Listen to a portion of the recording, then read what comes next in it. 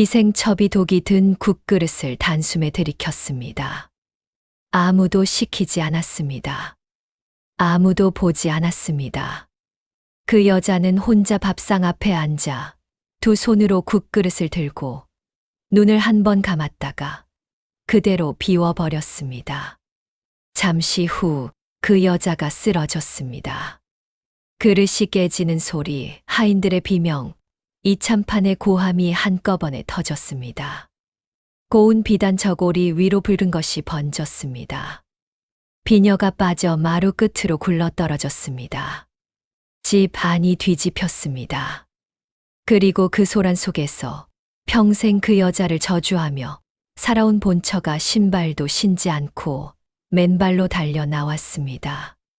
쓰러진 그 여자를 향해 이 여자는 왜 독을 마셨을까요? 그리고 본처는 왜 달려간 것일까요?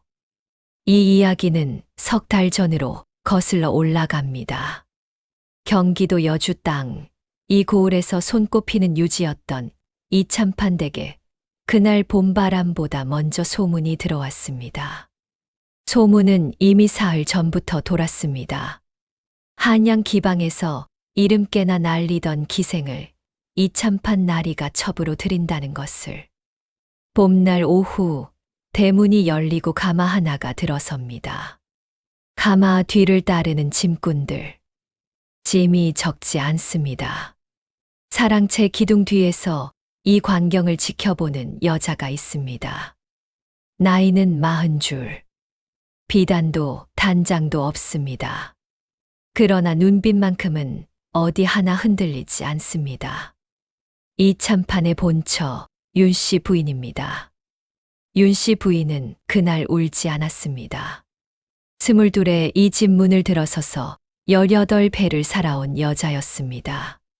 흉년의 곳간을 열었고 시어머니 임종을 혼자 지켰으며 이 댁의 외아들을 낳아 키웠습니다. 그 세월을 아는 사람이라면 그날 윤씨 부인의 눈빛이 얼마나 무거운 것이었는지 조금이라도 짐작할 수 있었겠지요. 가마에서 여자가 내립니다. 연두 저고리에 분홍 치마. 얼굴은 희고 눈매는 깁니다. 26쯤 되어 보이는 그 여자가 마당을 둘러보다 시선이 마주치자 윤씨 부인 쪽을 똑바로 쳐다봅니다. 고개도 숙이지 않습니다. 그것이 두 여자의 첫 번째 눈빛이었습니다. 윤씨 부인은 돌아섰습니다. 아무 말도 하지 않고 그날 저녁 이참판이 윤씨 부인의 방을 찾아왔습니다. 어딘가 불편한 기색으로 문지방을 넘어서며 이렇게 말했습니다. 부인, 내 드릴 말씀이 있소. 윤씨 부인은 남편의 얼굴을 보지 않았습니다. 이미 알고 있었기 때문입니다. 바깥채가 좁아서 그러는데 안채를 오기한테 내어주면 어떻겠소.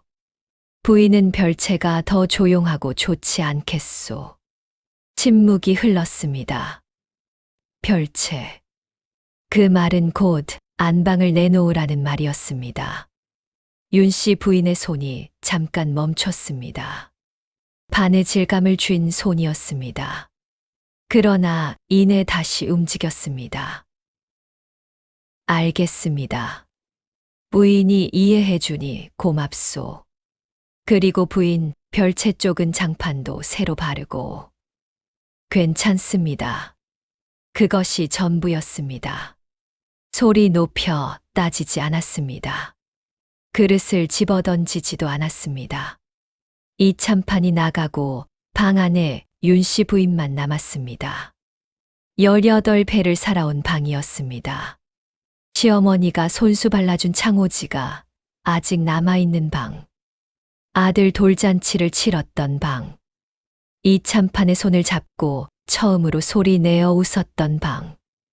윤씨 부인은 자리에서 일어나 천천히 장롱문을 열었습니다. 옷가지를 꺼내기 시작했습니다.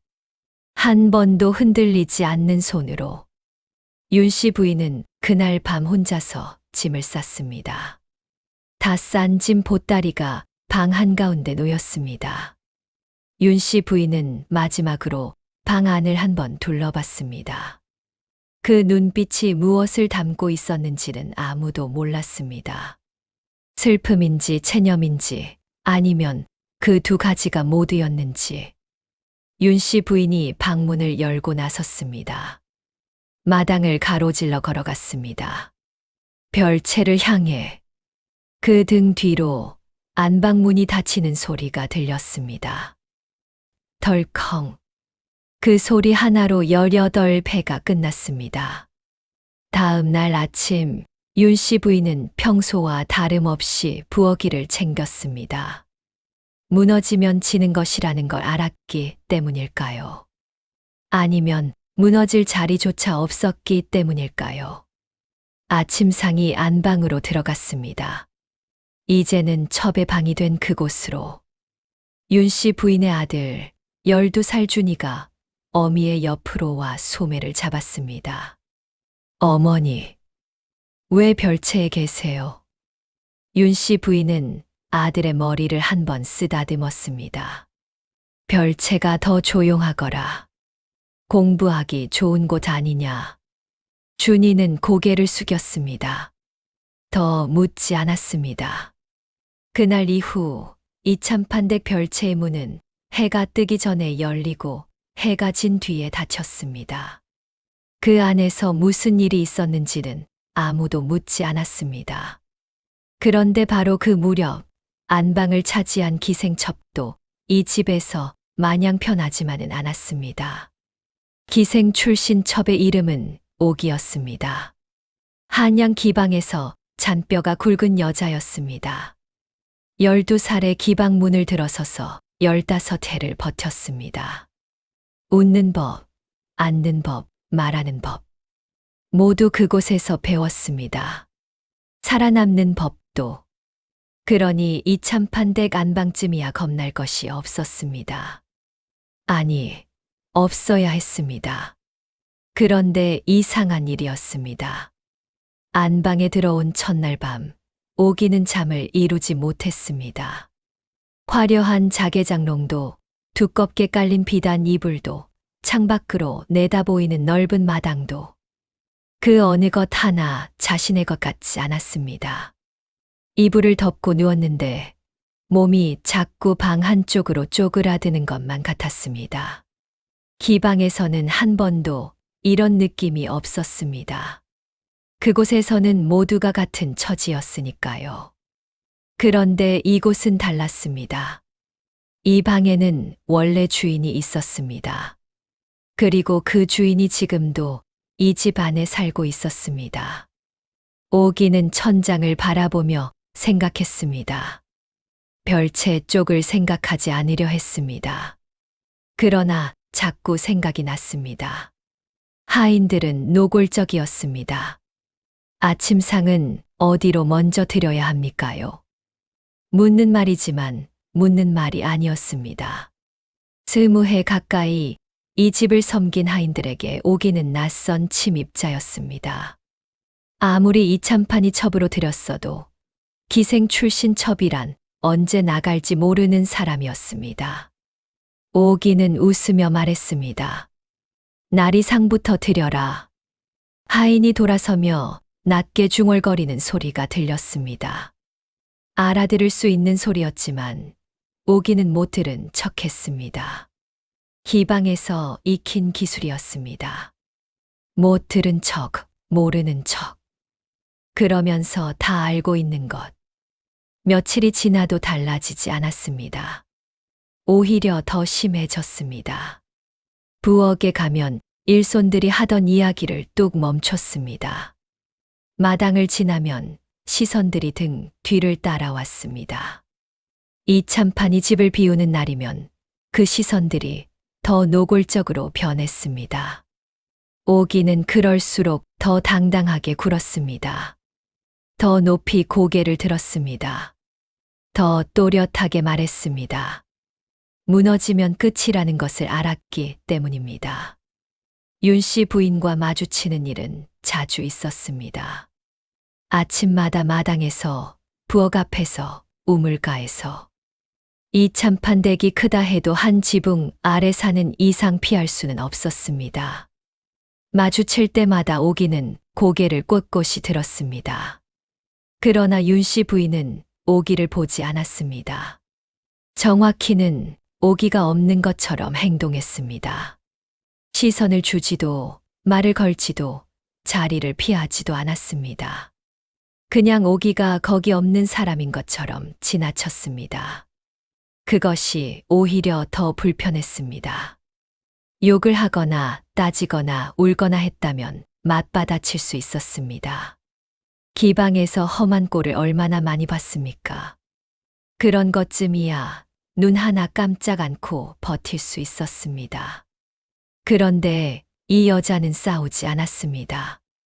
아무것도 하지 않으면서 아무것도 하지 않는 것만으로 오기를 짓눌렀습니다. 어느 날 저녁 마당에서 또 마주쳤습니다. 오기는 평소처럼 고개를 들고 지나치려 했습니다. 그런데 그 순간 윤씨 부인이 멈춰 섰습니다. 처음이었습니다. 오기도 모르게 걸음이 멈췄습니다. 윤씨 부인은 오기를 보지 않았습니다. 그냥 마당 한편 장독대를 바라보며 낮고 조용한 목소리로 말했습니다. 안방문 돌적이가 삐걱거리오. 사람 시켜 고치시오. 그것뿐이었습니다. 오기는 아무 말도 하지 못했습니다. 윤씨 부인은 이미 돌아서 걸어가고 있었습니다. 그날 밤 오기는 또 잠을 이루지 못했습니다. 보름쯤 지난 어느 저녁이었습니다. 오기가 부엌 쪽을 지나다 무언가를 봤습니다. 부엌 귀퉁이 잘 보이지 않는 자리에 12살 준이가 쪼그려 앉아 있었습니다. 저녁상을 물렸는데도 아무것도 먹지 않은 얼굴이었습니다. 소매로 눈가를 문지르고 있었습니다. 오기는 지나치려 했습니다. 아이와 가까이 해봤자 좋을 것이 없었습니다. 본처의 자식이었습니다. 언젠가는 자신을 내쫓을 수도 있는 아이였습니다. 기방에서 배운 것 중 하나는 정을 주어선 안 될 곳에 정을 주지 않는 것이었습니다. 그런데 발이 멈췄습니다. 아이의 옆 얼굴이 눈에 밟혔기 때문만은 아니었습니다. 저 나이에 저렇게 혼자 울고 있는 것이 어딘가 먼 기억을 건드렸기 때문이었습니다. 오기는 잠시 망설이다가 부엌 안으로 들어갔습니다. 찬장을 열어 작은 그릇에 식은 밥을 덜었습니다.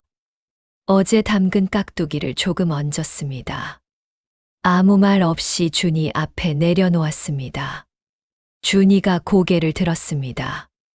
오기는 이미 돌아서고 있었습니다. 감사합니다.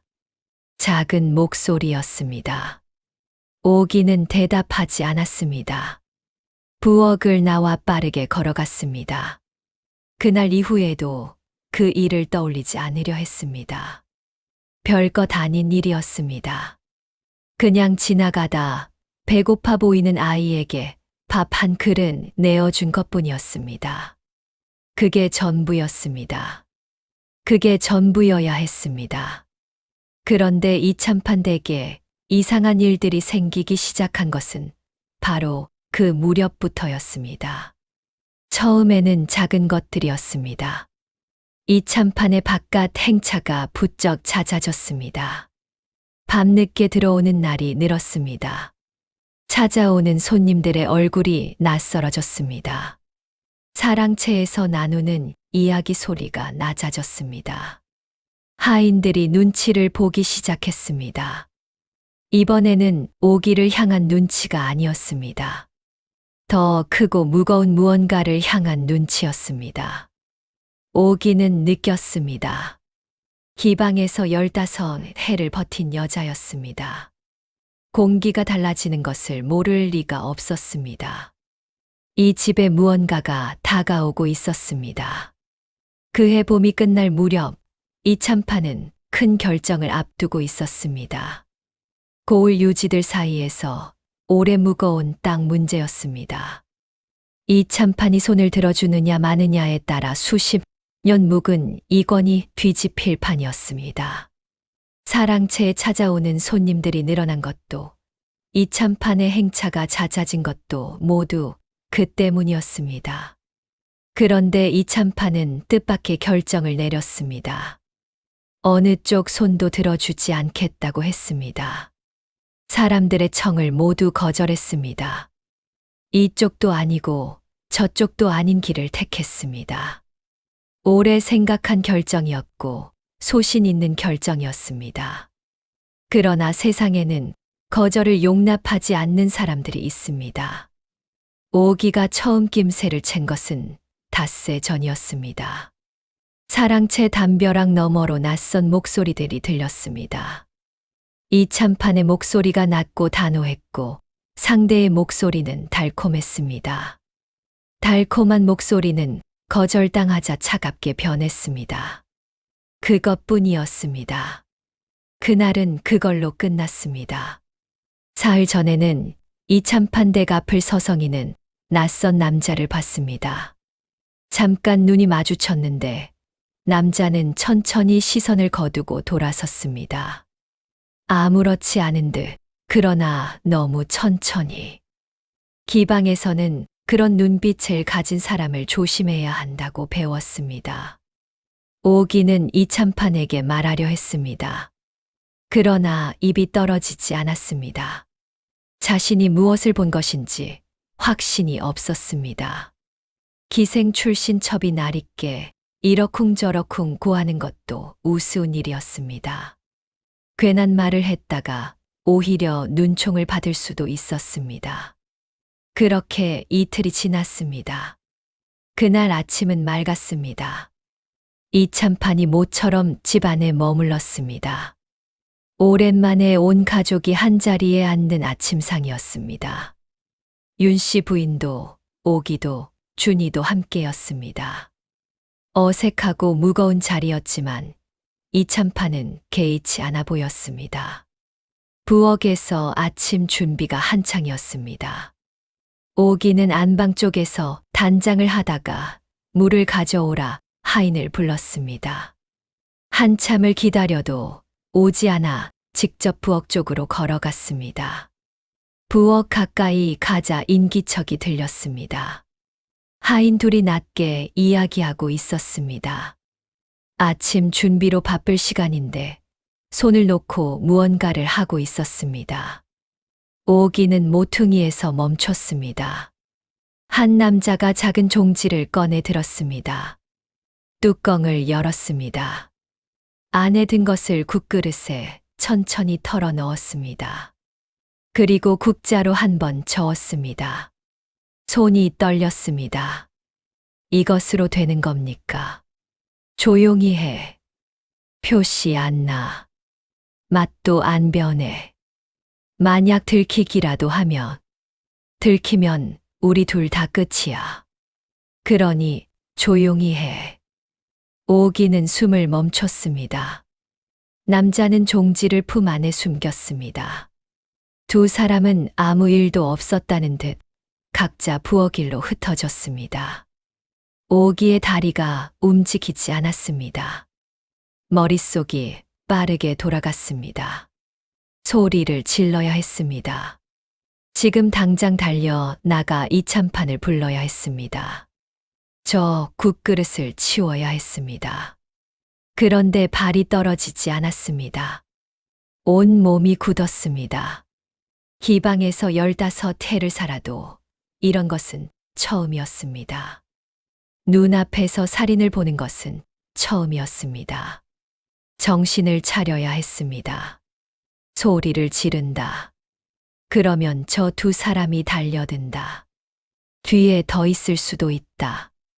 이 참판에 귀에 닿기 전에 자신이 먼저 당할 수 있다. 그럼 이 참판에게 몰래 귀띔을. 그런데 이 참판은 지금 어디에? 사랑채인지 안채인지. 그 사이 저 국그릇이 상에 오른다면. 오기는 마당을 내다봤습니다. 이미 아침 밥상이 차려지고 있었습니다.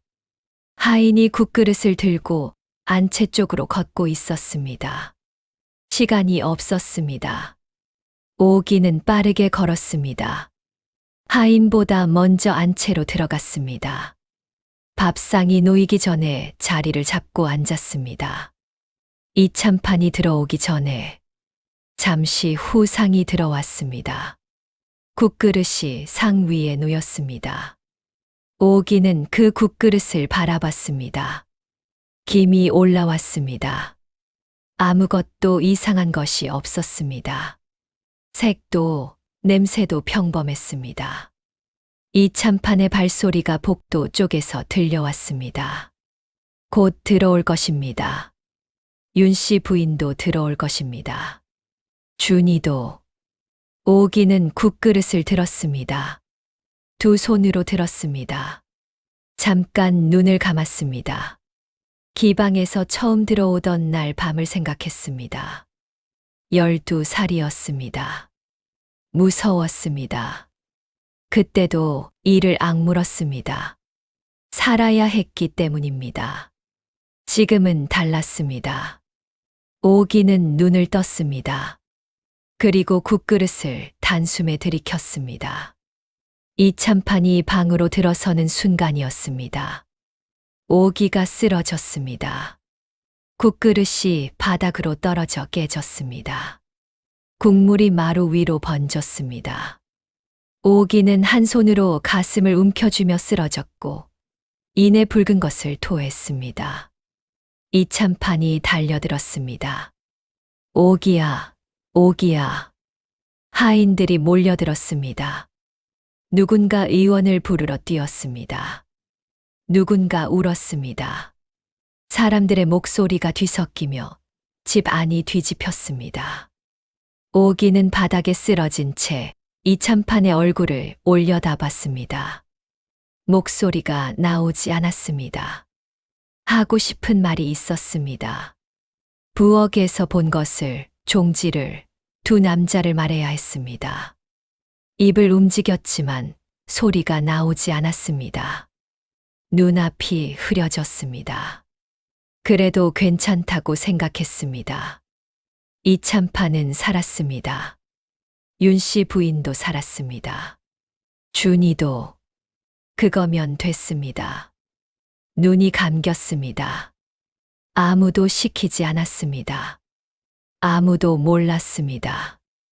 이참판 댁에서 가장 미움받던 여자가 그 집에서 가장 먼저 죽으려 한 것을. 별채에서 그 소리를 들은 것은 윤씨 부인이었습니다. 아침상이 차려질 무렵 윤씨 부인은 별채에서 준이의 옷가지를 손질하고 있었습니다. 바느질을 하다 말고 고개를 들었습니다. 안채 쪽에서 그릇 깨지는 소리가 들렸기 때문입니다.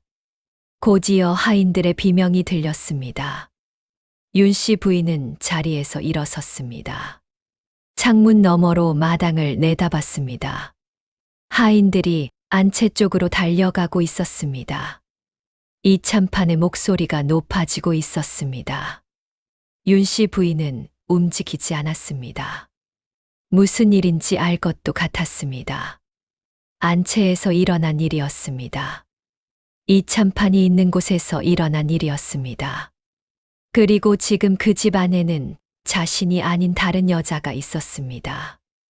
윤씨 부인은 천천히 자리에 앉았습니다. 다시 바느질감을 들었습니다. 나와 상관없는 일이라고 생각했습니다. 한참이 지났습니다. 발소리가 별채 쪽으로 빠르게 다가왔습니다. 문이 벌컥 열렸습니다. 준이었습니다. 얼굴이 하얗게 질려 있었습니다. 어머니. 윤씨 부인이 고개를 들었습니다. 작은 어머니가 쓰러지셨습니다. 피를 토하셨습니다. 윤씨 부인의 손이 멈췄습니다. 의원이 오고 있는데 아직 멀었다고 하고 나리께서는 어쩔 줄을 모르시고 작은 어머니는 계속 피를. 준이야.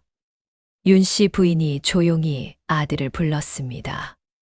어머니, 저는 그분이 싫었는데 그런데 밥을 주셨거든요.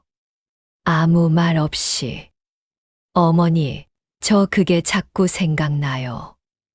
어머니, 준이가 울기 시작했습니다.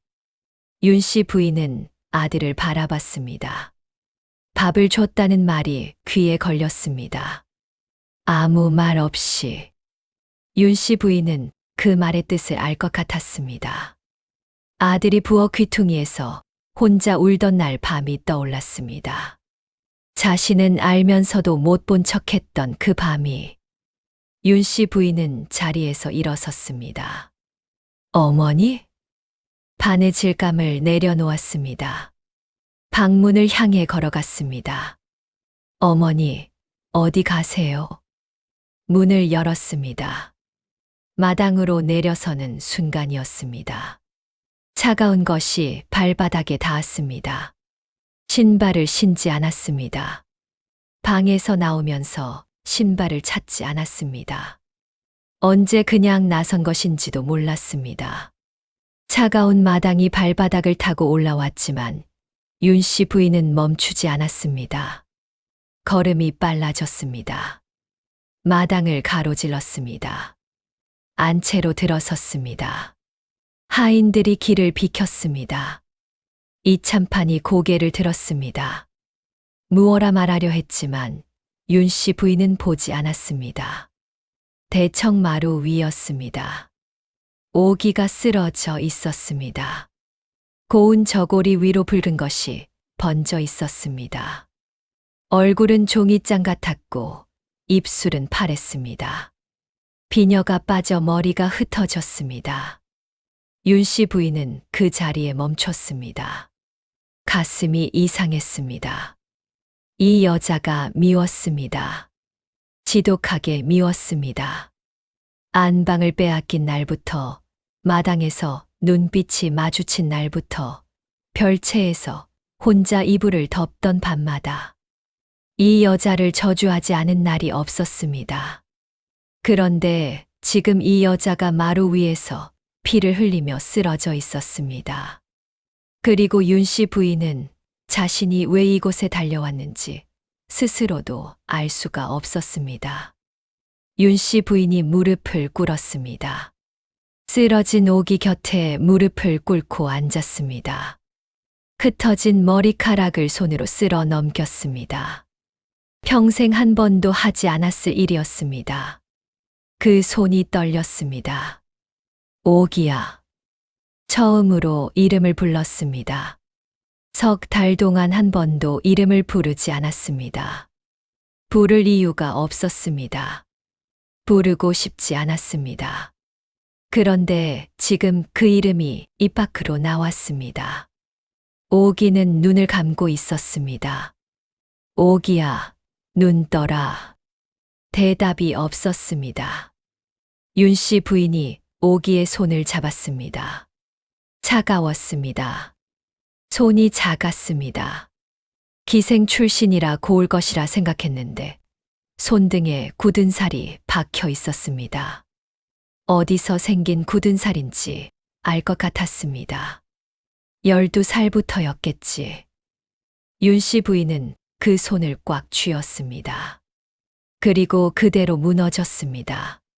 소리였습니다. 18회 동안 한 번도 내지 않았던 소리였습니다. 남편이 첩을 들인 날도, 안방을 내어준 날도, 짐을 싸던 그 밤에도 내지 않았던 소리였습니다. 윤 씨 부인이 오기를 끌어안고 울었습니다. 어깨가 흔들렸습니다. 숨이 막혔습니다.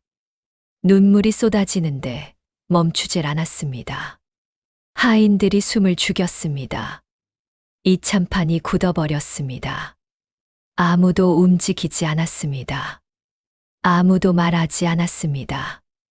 대청마루 위에서 두 여자만이 있었습니다. 한 여자는 쓰러진 채로, 한 여자는 그 여자를 끌어안은 채로. 한참을 울고 난 뒤 윤 씨 부인이 떨리는 목소리로 말했습니다. 미웠다. 아무에게도 하는 말이 아니었습니다. 오기에게 하는 말이었습니다. 듣는지 모르면서 하는 말이었습니다.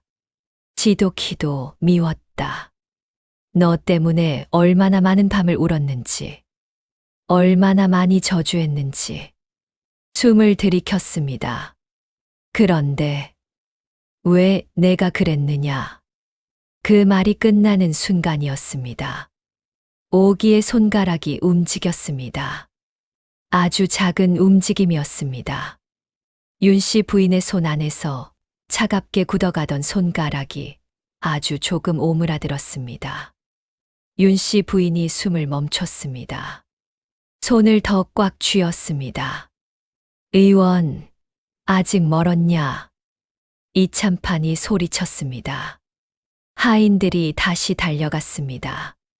집안이 다시 소란스러워졌습니다. 그 안에서 윤씨 부인은 움직이지 않았습니다. 오기의 손을 쥔 채 그 자리에서 꼼짝도 하지 않았습니다. 놓지 않았습니다. 사람들은 나중에야 알게 됐습니다. 오기가 밥상에 든 독을 알고 있었다는 것을. 그 독이 이참판과 윤씨 부인을 향한 것이었다는 것을. 그리고 달아날 수 있었는데도, 혼자 살 수 있었는데도 그러지 않았다는 것을. 그날 이후로 이참판 댁 사람들은 다시는 오기를 기생 출신 첩이라 부르지 않았습니다. 하인들도, 마을 사람들도, 그리고 윤씨 부인도. 의원이 도착한 것은 1시간이 지나서였습니다. 의원은 오기의 손목을 짚고 눈꺼풀을 살피고 입 안을 들여다봤습니다. 한참을 들여다보던 의원이 고개를 들었습니다. 독의 양이 많지 않았습니다. 그리고 체질이 강한 편입니다. 이참판이 물었습니다. 살 수 있겠소? 의원이 잠시 머뭇거렸습니다. 고비를 넘겨야 알 수 있습니다. 오늘 밤이 고비입니다. 그날 밤 윤씨 부인은 별채로 돌아가지 않았습니다. 안채 오기의 방 앞에 앉았습니다. 문을 열어두고 앉아서 오기의 숨소리를 들었습니다.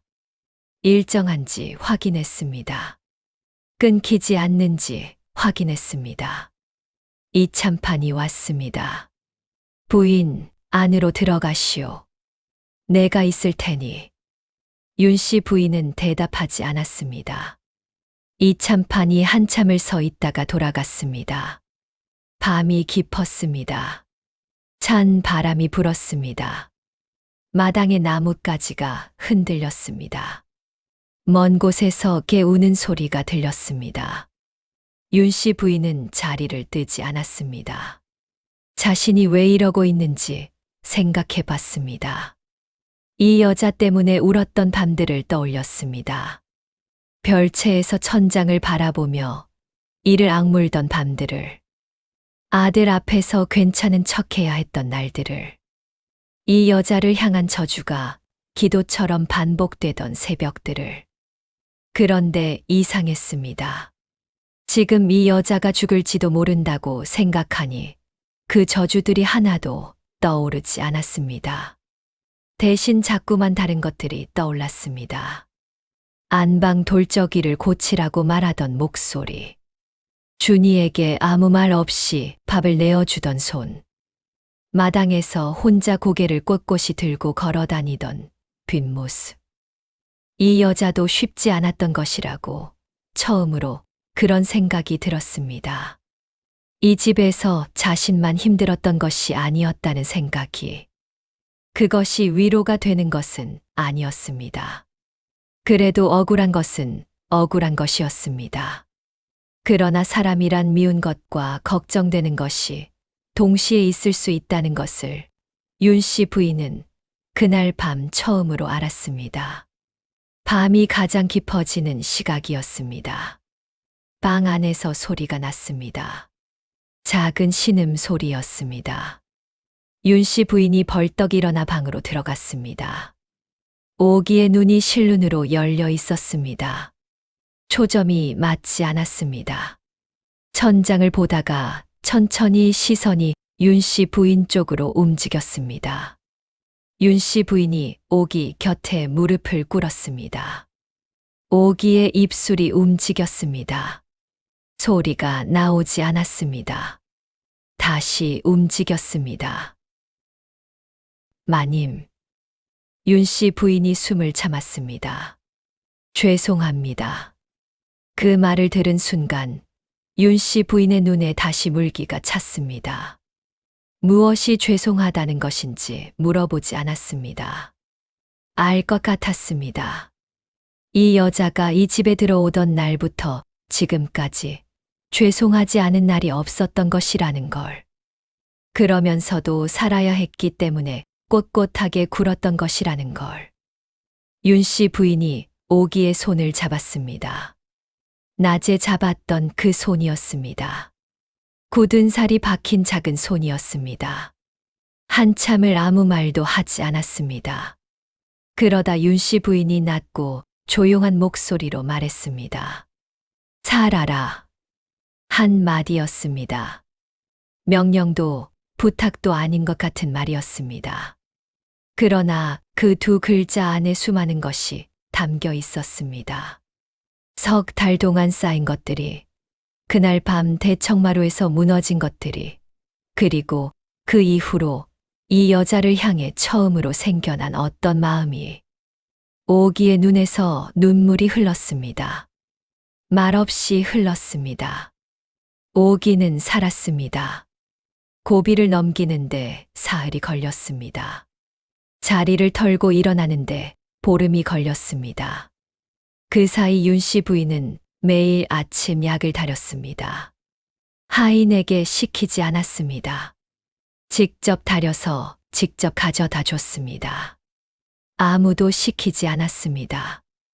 이참판이 물었습니다. 부인, 왜 직접 하시오? 윤 씨 부인은 대답했습니다. 제가 하고 싶어서입니다. 이참판은 더 묻지 않았습니다. 오기가 처음 방 밖으로 나온 날이었습니다. 마루에 앉아 햇볕을 쬐고 있는데 윤 씨 부인이 지나쳤습니다. 오기가 자리에서 일어나려 했습니다. 윤 씨 부인이 손을 저었습니다. 앉아 있거라. 아직 몸이 덜 나았다. 오기가 고개를 숙였습니다. 윤 씨 부인이 지나치다가 멈췄습니다. 뒤돌아보지 않고 말했습니다. 마당 양지 바른 쪽이 더 따뜻하다. 내일은 거기 앉아라. 그리고 걸어갔습니다. 오기는 한참을 그 뒷모습을 바라봤습니다. 눈이 뜨거워졌습니다. 소리 없이 눈물이 흘렀습니다. 닦으려다 그냥 뒀습니다. 기방에서 15해를 살면서 한 번도 받아본 적 없는 말이었습니다. 내일을 걱정해 주는 말. 그날 이후 이참판댁 별채의 문은 2번 다시 잠기지 않았다고 합니다. 윤 씨 부인이 그리한 것도 오기가 그리한 것도 아니었습니다. 어느 날부터인가 그냥 열려 있었습니다. 그리고 아무도 다 들어가지 않았습니다. 사람들은 말했습니다. 이참판댁에는 참 이상한 일이 있었다고. 본처와 첩이 한 집에서 등을 돌리지 않고 산다고. 그러나 그 집 안을 아는 사람들은 알았습니다. 이상한 일이 아니었습니다. 두 여자는 같은 것을 알고 있었습니다. 이 세상에서 여자로 산다는 것이 얼마나 외로운 일인지를, 꼿꼿하게 버텨야만 살아남을 수 있다는 것을, 그리고 사람이 사람에게 기댈 수 있다면 그것이 누구든 얼마나 큰 힘이 되는지를, 그것을 알기까지 석 달이 걸렸습니다. 그리고 독약 한 그릇이 걸렸습니다. 여러분, 오늘 이야기 어떠셨나요? 미운 사람도, 억울한 사람도, 버텨온 사람도 결국은 다 같은 마음을 가진 사람이더라는 이야기였습니다. 살다 보면 내 편이 아닌 것 같았던 사람이 가장 깊은 곳에서 나를 건져줄 때가 있습니다. 그리고 내가 가장 미워했던 사람이 실은 나와 가장 닮아 있을 때가 있습니다. 오늘 이야기가 그 마음에 조금이나마 닿았으면 좋겠습니다. 이 이야기가 마음에 드셨다면 좋아요와 구독 한 번씩 눌러주세요. 여러분의 한 번이 야담 주막에게는 아주 큰 힘이 됩니다.